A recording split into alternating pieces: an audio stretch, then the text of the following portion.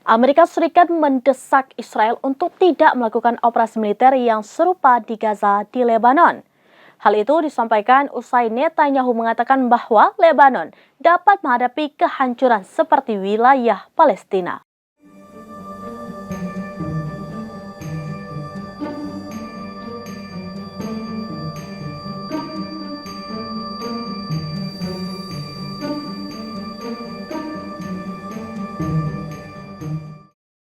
Seiring dengan itu, Kepala Militer Israel Herzi Halevi juga bersumpah akan terus mengebom target-target Hizbullah. Dikutip dari Arab News, komentar-komentar ini muncul setelah Netanyahu berbincang di telepon bersama Presiden Amerika Serikat Joe Biden.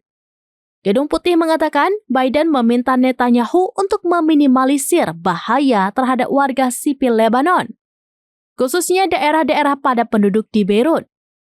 Juru bicara Departemen Luar Negeri Amerika, Matthew Miller, mengatakan seharusnya tidak ada aksi militer di Lebanon yang mirip dengan Gaza. Sebelumnya, Netanyahu sempat memberikan pesan kepada rakyat Lebanon. Ia meminta para warga agar membebaskan Lebanon dari Hizbullah. Netanyahu menyebut tindakan itu tidak bisa menjadi langkah untuk mengakhiri perang.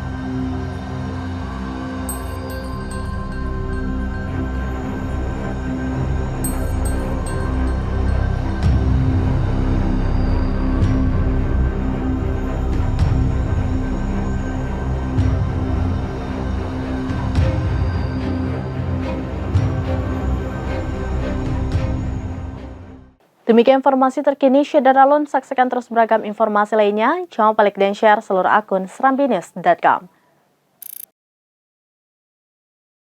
Download Tribun X sekarang, menghadirkan lokal menjadi Indonesia.